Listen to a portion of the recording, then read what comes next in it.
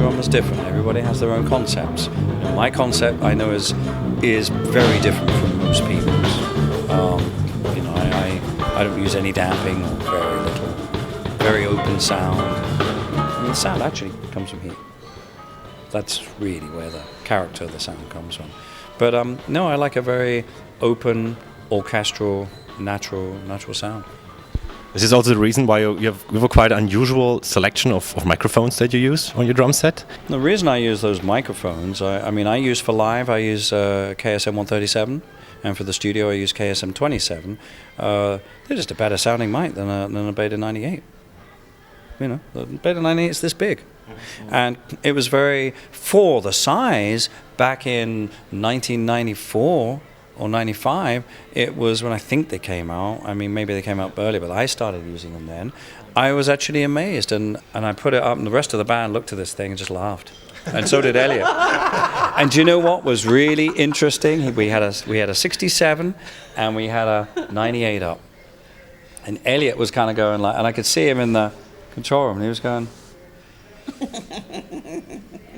He said, actually, it's pretty damn good. So he went with it. But, you know, after a while, I noticed some things, and I just wanted a bit more hi-fi. And that's when I discovered the 137. I just grabbed it and went, you know what? There's no reason why this shouldn't work. Put it up, and it sounds great. So that's why now I'm using those mics.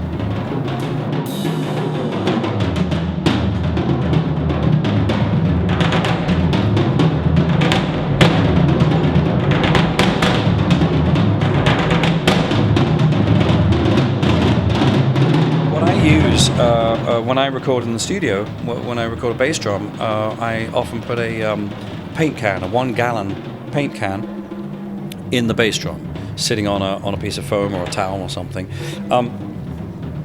It can be paint or it can be sand. They weigh exactly the same. And all it is, it's mass. A microphone, there's two schools of thought. Great sounding instrument, good mic selection, should sound fantastic. Not always the case. Because, first of all, the instrument is made to sound good from a few feet away from it. If you put two, beautiful stereo mics, coincidence pair, 10 feet away from a drum kit, yeah, it doesn't really matter what's going on with the kit. Tuning-wise or damping-wise, it's going to be great. But remember, a microphone is not hearing the way we are. Mostly with multi-miking, it's much closer. So you have to kind of give it a break a little bit. I think with my kit, I don't give it much break because I've found that actually projection is just as important for close miking. But remember, it's taken many, many years of doing sessions and doing records to figure out that I can have a tom-tom that has no gaffer tape on it and it works. Most people can't do that. But I've worked hard at it because there's so many factors involved. But there comes a time when for modern music, for modern pop music, or there's a certain bass drum sound that people like. It's an immediateness that you have to have, which also translates to being a bit one-dimensional, which is why to have some ring and some distance helps give depth to a recording.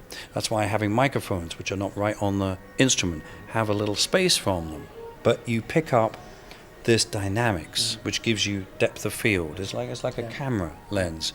If you put everything like this, it's so one-dimensional. Yeah.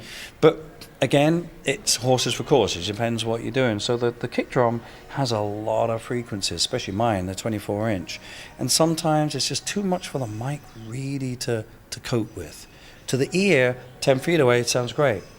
But the mic isn't 10 feet away. So you have to help it a bit. And by putting basically some mass, just like a room when you put bass traps in, it helps make the bass drum sound a bit smaller. It takes the real low end and tightens those up, and the real high end and brings that down. It reduces its dynamic frequency response from there to there, which makes it more microphone friendly. Right?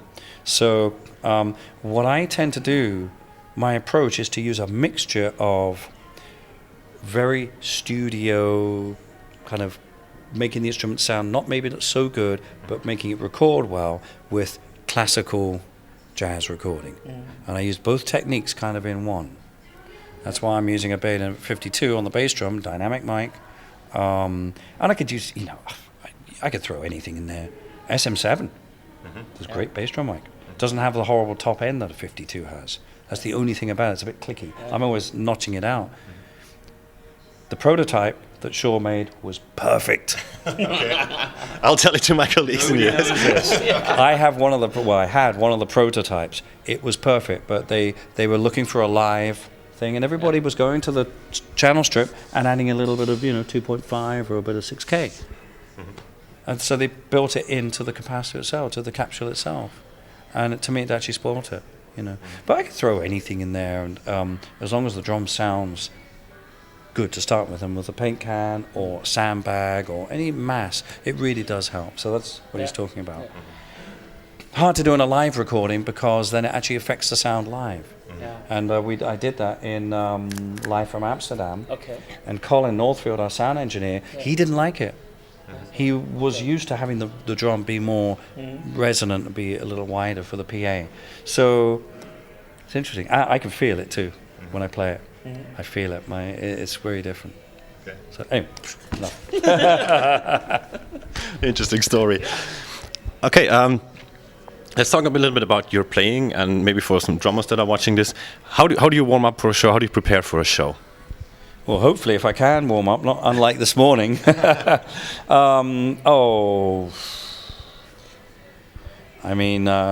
do for the body. I do some yoga stretches, if I remember, if I have time and room.